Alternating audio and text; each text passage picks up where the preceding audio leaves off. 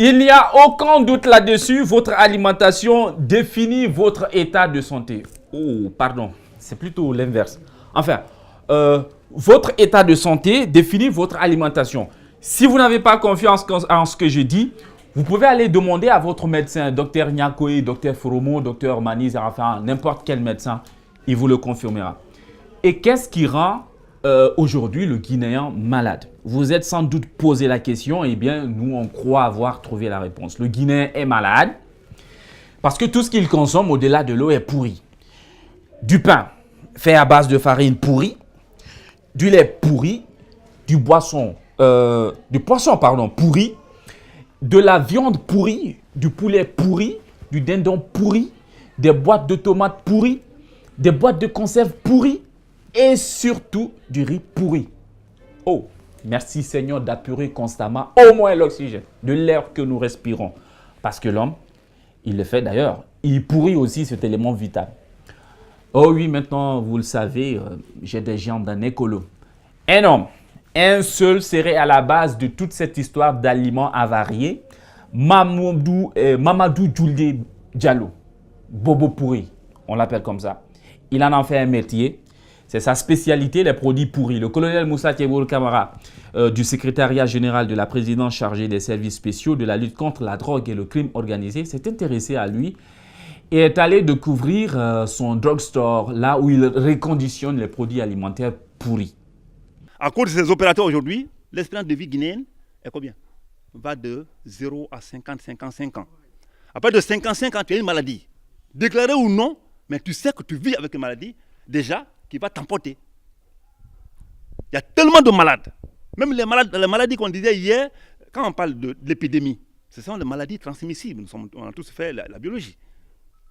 Mais aujourd'hui, il y a des maladies en Guinée qui sont épidémiques, alors qu'elles ne sont pas transmissibles. Oh, comprenez-le. Il est en colère contre Bobo pourri. Concentrons-nous sur ses propos, c'est mieux. Ce deux riz que vous voyez comme ça, regardez un peu là, après, pardon, regardez, imaginez un peu. Ce riz qui est là, le contenu, c'est ce qui est là. C'est ce riz qui est venu. À un moment donné, l'armée a refusé. Et qu'est-ce qui s'est passé enfin? Bobo a récupéré les tonnages. Quand il a repris ses tonnages, parce que lui, il vit de ça, hein, il n'importe jamais de bon. Lui, quand c'est prêt à jeter, il se porte garant. Si ce n'est pas pour envoyer aux chevaux à Bamako, c'est pour envoyer au diable en Côte d'Ivoire, ou bien aux chats en Sierra Leone. Et c'est voyez. Alors que c'est pour reconditionner, pour vendre aux citoyens. Bobo pourri est une sorte d'El Chapeau qui a graissé les pattes à beaucoup de structures, les services de sécurité. Le colonel Thieboro est bien déterminé à le pincer. Bobo a déjà fini de corrompre tout le monde. Bobo a déjà fini de prendre en otage toutes les structures. Et c'est voyez. Tu arrêtes Bobo, c'est la gendarmerie, c'est la police, c'est tout le monde qui débarque. Tel de Bobo, c'est la justice qui appelle. D'abord Bobo, c'est tel. Je le dis en qui veut l'entendre. Et je suis prêt à l'assumer. Sinon, on ne peut pas appeler quelqu'un Bobo pourri dans un pays et qui continue à exercer dans un état de droit et qui n'a pas été pincé pour lui demander pourquoi ce nom Bobo pourri. Et tout le monde sait. Et nous sommes dans un pays où la corruption est à ciel ouvert, malgré les efforts consentis du président de la République en la matière. Parce que moi-même, je fais partie de la structure, c'est-à-dire un partenariat avec la structure de la lutte contre la corruption. Et puisque nous sommes dans le changement, et puisque le nouveau gouvernement du président, de Premier ministre Salif Fofana dit Kassori Fofana, c'est la même famille Fofana, hein, tu as vu, non? C'est la même famille. Mamadou Alpha Barry, par ce nom, il est méconnu. Dites commandant Barry, même si, alors oui, il porte désormais le grade de colonel. Officier averti, ancien responsable de la communication de la gendarmerie nationale, mais ce n'est pas le gendarme que nous avons entretenu, mais plutôt un citoyen. Mamadou Alpha Barry, au-delà des remparts et sans le treillis, est notre invité. Bienvenue dans l'interview décalée. Monsieur Mamadou Alpha Barry, bonsoir. Oui, bonsoir. Et bonsoir à tout le monde. Qui est Mamadou Alpha Barry? Je suis Barry Mamadou Alpha, né le 17 décembre 1976 à Dakar. Et voilà, je suis venu en Guinée en 1992. Un an après, je fus recruté dans l'armée Après, j'ai fait la gendarmerie. Et voilà, jusqu'à présent, je suis gendarme. Je suis colonel de gendarmerie. Voilà. D'accord. Au préalable, vous aviez fait des études jusqu'à quel niveau? Oui, oui, oui. J'ai fait les études au Sénégal.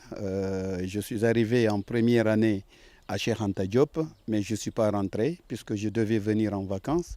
Donc quand je suis venu en vacances, la famille ici n'a plus voulu que je me retourne à Dakar. Et voilà que je suis resté en Guinée et jusqu'à présent, je suis là. Au départ, au préalable, ça a été aussi le choix de la famille pour que vous intégriez l'armée ou bien ça a été un choix personnel? Non, non, non, ça n'a pas été ni un choix personnel, ni un choix de la famille. Donc quand je suis venu ici, j'ai fait les 3 mois, comme je l'ai dit au préalable. Et voilà, quand les 3 mois sont finis, il y a une proposition qui est sortie. Il y avait un job à CBG Kamsar, il y avait un job dans une société qui faisait les routes, boisées, comme on le dit, et il y a eu l'armée. Donc il y avait l'ami d'un oncle qui était assis à côté. Il m'a vu jeune, il a vu que je m'exprimais bien. Il me dit, tu es jeune, tu n'as pas encore 20 ans, donc choisis l'armée. Si tu fais l'armée, tu as un bon avenir là-dedans. Donc voilà, jusqu'à présent, je suis gendarme. Et c'est ce qui a mené à ce destin. Alors aujourd'hui, M.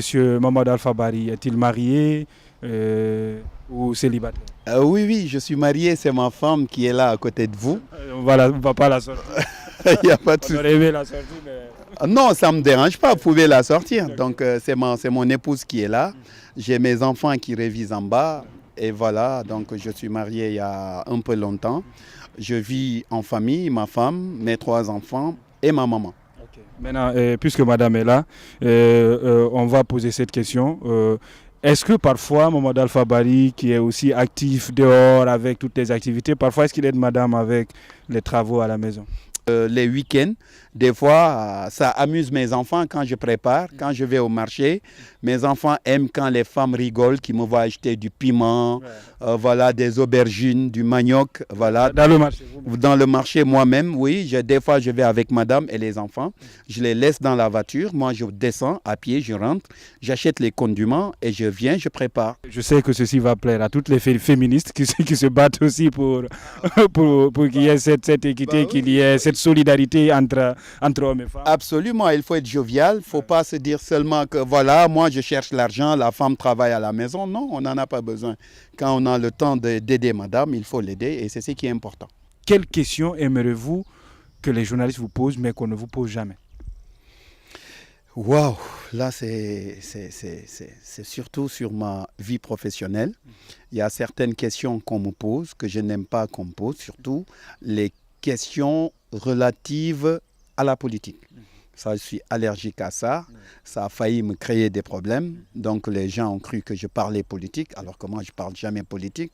Vous envoyez dans un terrain que vous maîtrisez? Que je ne maîtrisais pas. Enfin, les gens ont dit on t'a piégé, patati.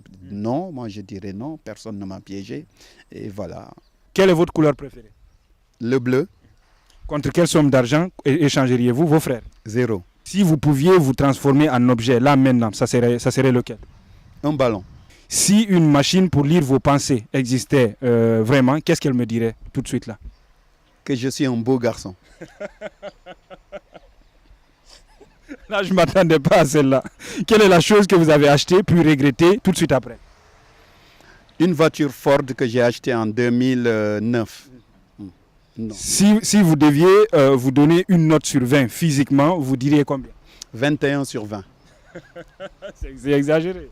Ah mais oui, 21 sur 20. Regardez physiquement comment... C'est clair, il est vraiment sûr de lui. Ça c'est clair. Alors, faites semblant de parler italien. Esta muy popular, muy bien, hasta la vista, voilà, del populazione del italiano. C'est bien.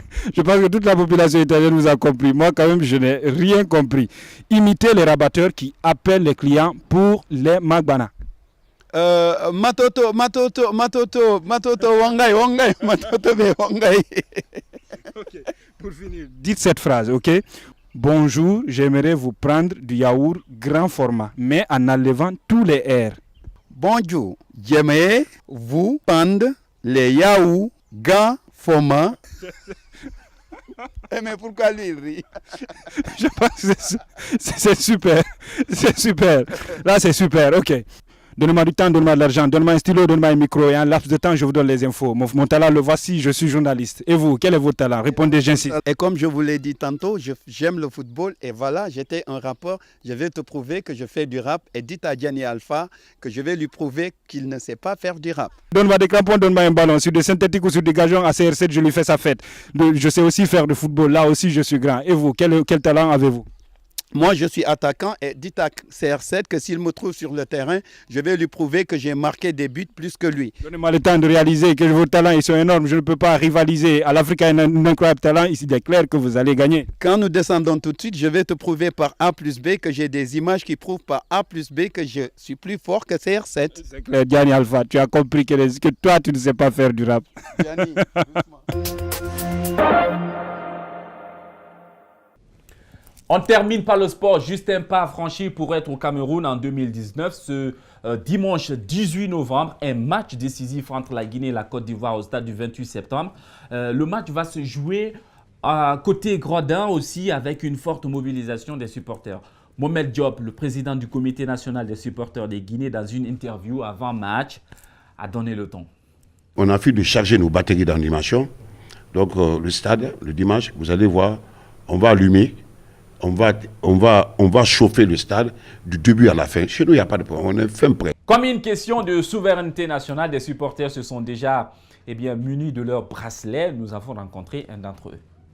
La motivation que j'ai pour suivre le match de la Guinée-Côte d'Ivoire, la motivation, c'est de venir au stade, suivre le match en direct sans pagaille ni rien, avec la fierté. Pourquoi les 4 tickets? C'est mes amis qui m'ont commissionné pour acheter. Le président Alpha Condé a rendu visite aux joueurs du Sili national afin de les encourager. Les enfants sont prêts comme des gladiateurs, a dit Paul Put. Et le chef de l'État s'est adressé à eux en ces termes. J'ai suivi votre match au Rwanda. J'ai dit à Antonio que vous êtes comme les Camerounais, du début à la fin, ils se battent jusqu'à la dernière minute. Vous, moi, j'ai suivi. Vous avez pu au moins mener 3-0 à la première mi-temps. Vous ne l'avez pas fait. Et Dieu nous a aidés, sinon j'aurais pu vous battre, parce qu'au dernier moment j'aurais pu gagner. Alors je ne sais pas pourquoi vous jouez bien, après, vous baissez les bras.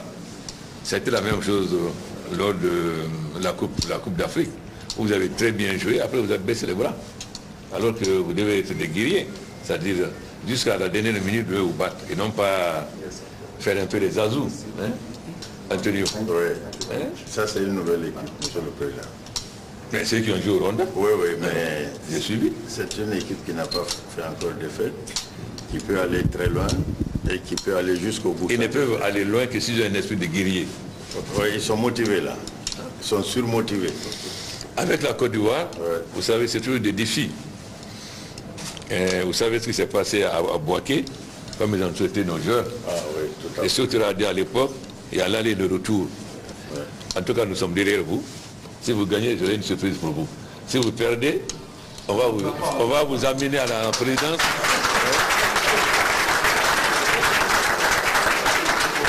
On va vous amener à la présidence et je vais chicoter chacun de vous.